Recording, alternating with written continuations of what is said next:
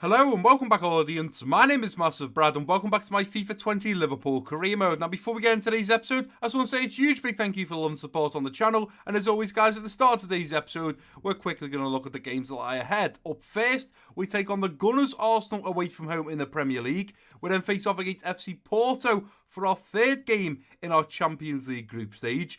And then finally, we finish against Brendan Rodgers, the ex-Liverpool manager, and his team, Leicester City, back at Anfield. We did discuss at the end of the last episode we'd be playing the Arsenal game away from home, playing the game against Porto, because unfortunately in the last episode when we came up against Napoli, we lost 3-2. Had we have won that game, I would have considered simulating the Porto game. And that means since we're playing the Gunners game and we're playing the Porto game, it means we will be simulating the game against Leicester City. Now, usually my next line would be, and my favourite part of the video, we're now going to look at the comment section. But unfortunately, the episode before the one you're watching right now is going out in half an hour's time. So that takes a little bit of getting round. So by the time you're seeing this video, I was recording it half an hour before the last video came out. So a little bit confusing, but it means we can focus on today's episode, focus on the gameplay, focus on what's changed. Now, I do want to start today's episode by saying a massive, and I've said this over the last couple of videos I've uploaded since the FIFA 20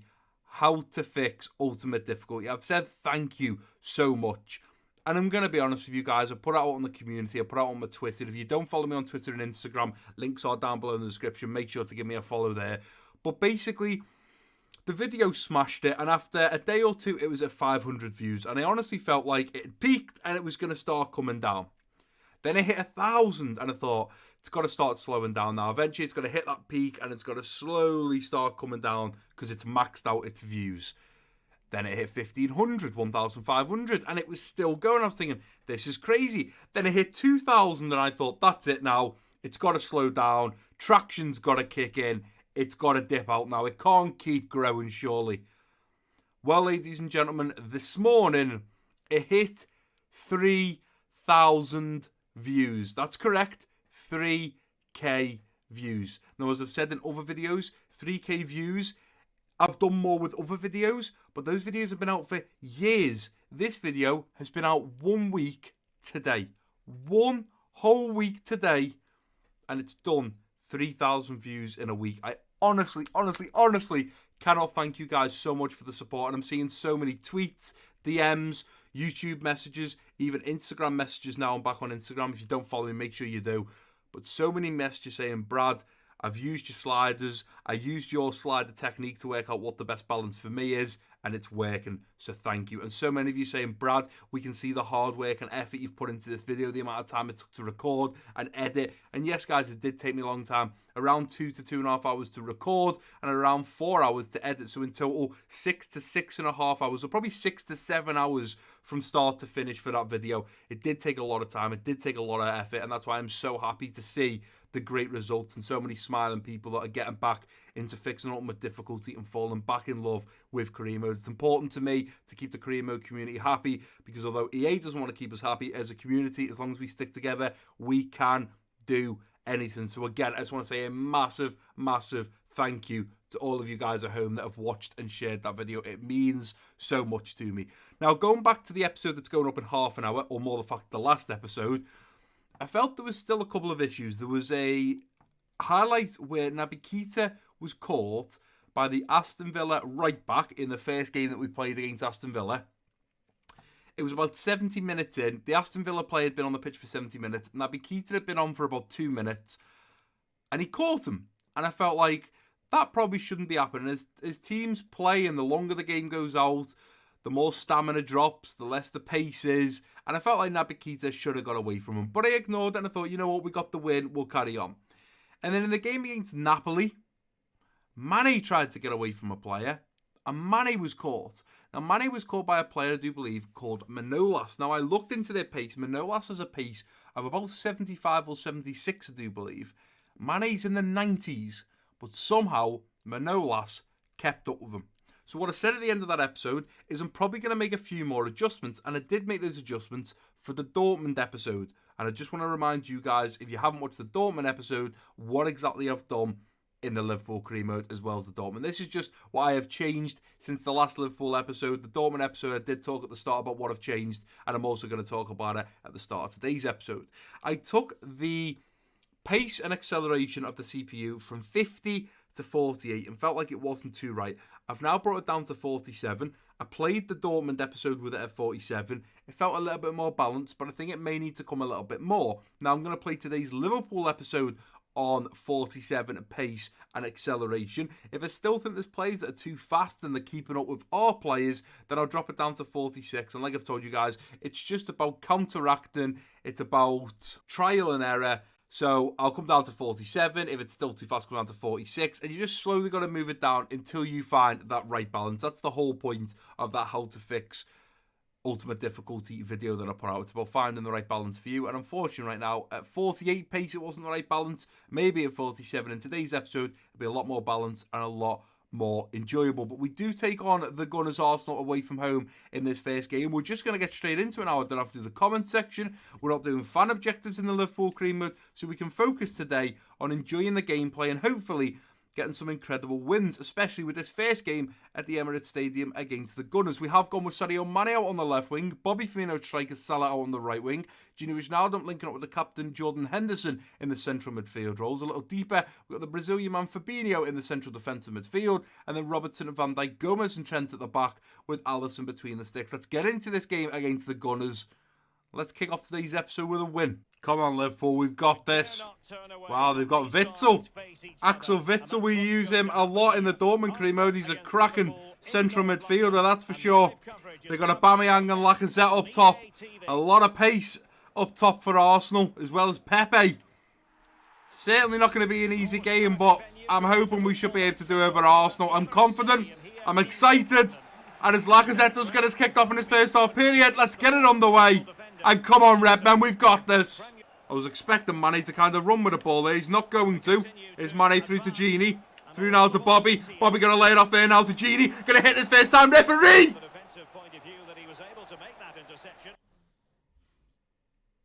I am sorry, but what is going on? How is that? I'm going to go to Genie. Brad VAR. Massive VAR is coming up. Right. We're on Genie. So let's just slow this down. So ball into Genie. That's fair enough. Seen Bobby making the run, so I thought I'll play it ahead of him. But it was just short. Okay, so we take a touch with Bobby and turn. And then play it on the inside now for Genie to run onto. I mean, first of all, right, I'm definitely not aiming it that way, am I? I'm aiming it that way. I've played the pass. The ball goes that way, but suddenly it changes as it's left my foot.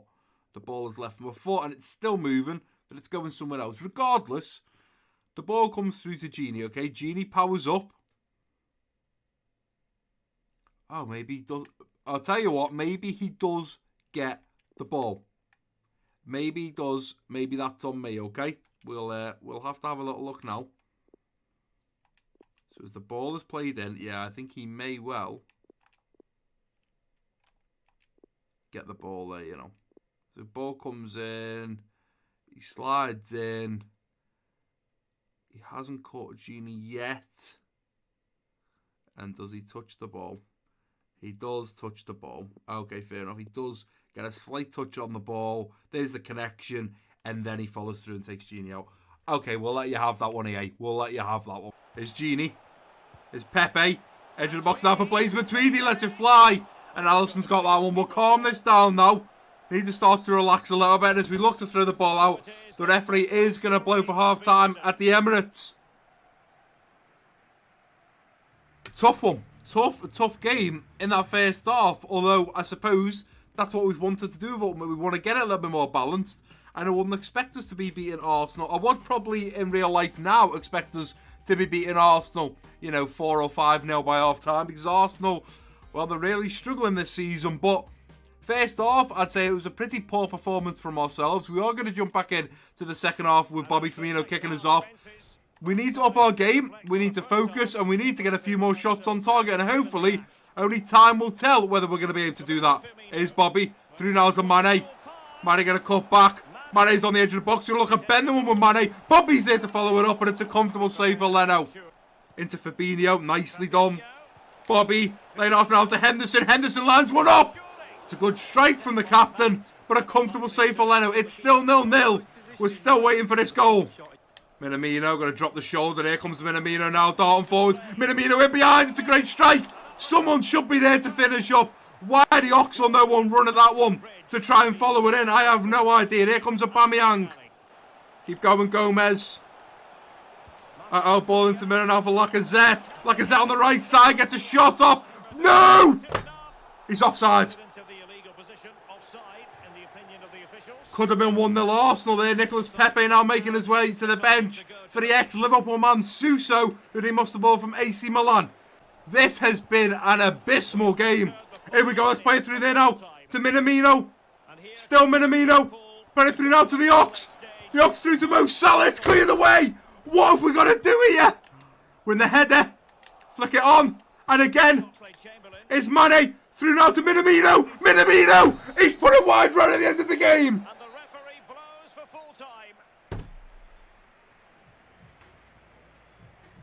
Unbelievable.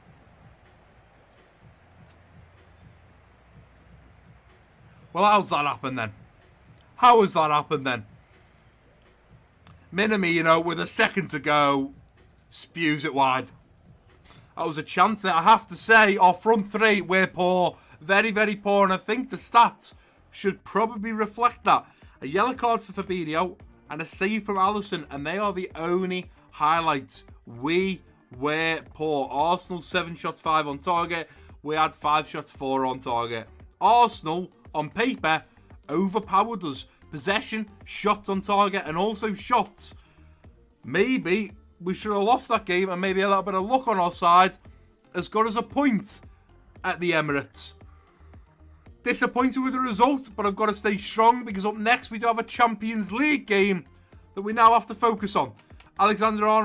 Trent Alexander-Arnold picks up our best player, man of the match, with a 7.3. Very, very disappointing from this Liverpool side. Well, a pretty poor effort against Arsenal. We're really going to have to change that up in this game against FC Porto. You can see we've played 2, currently only 3 points. We beat PSV with a comfortable win.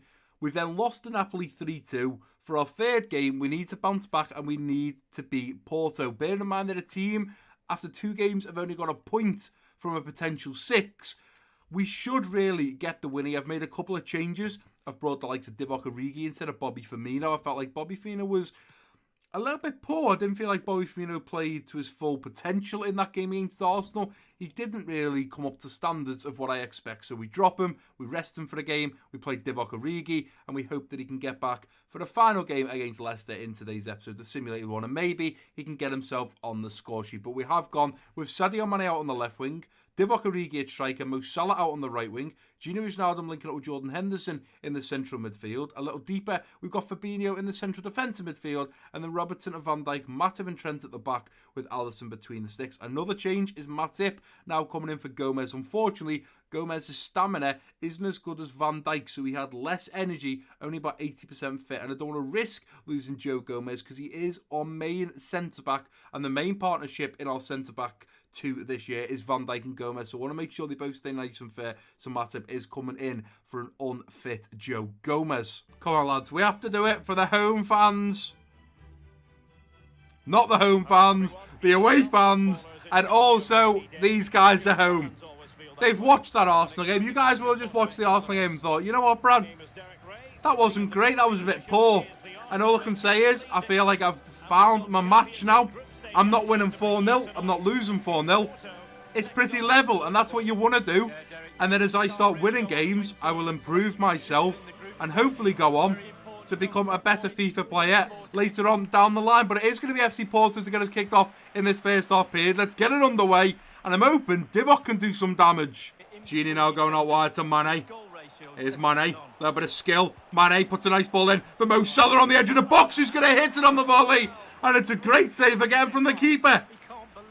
Mo Salah took that down. Beautiful. Controlled it with his right. Hit it on his right. Nice and low with a bit of backspin on it. And the keeper manages only to just keep that out. Let's look for Fabinho here. from the corner. Ball in. Fabinho going to get to it. Fabinho does. Beats the keeper to it and sadly puts it wide of goal. Disappointing effort here from Fabinho. Should be hitting the target. Go on, I've got Divock on the overlap now. Come on, Divock. Make your way into the box. Ball put ahead. Mane's there. I'm going to hit it with Mane if we can first time. It's cleared away. And the referee's going to blow for half time. Same sort of story as the Arsenal game. We're not playing well. Our front three are doing nothing. We're playing really poor football. And the weird thing is, I've only changed the pace of the CPU down from 48 to 47. So I don't understand why we're struggling so much. Something just doesn't feel fluid. Something doesn't feel natural.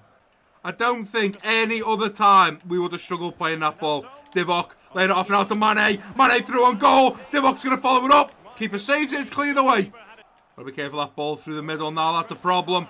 Matip got to keep up with Vermeer. Matip got to keep up with Stuani. Alisson's come for it. It's 1-0. Z. Luis scores. It's 1-0 Porto.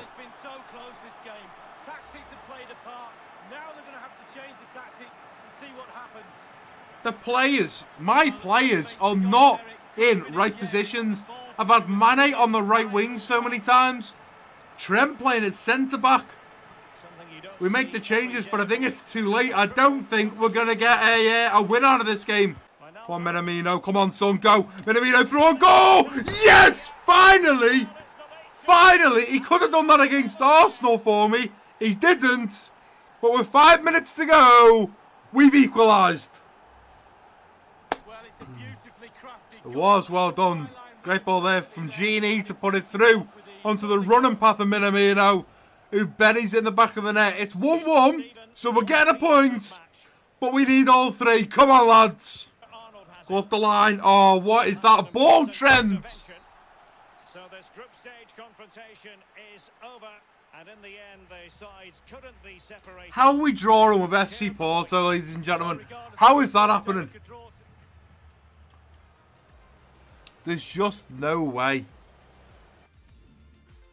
At least there was a few more highlights that I wanted to save. A miss, a miss, a miss, a goal, a goal.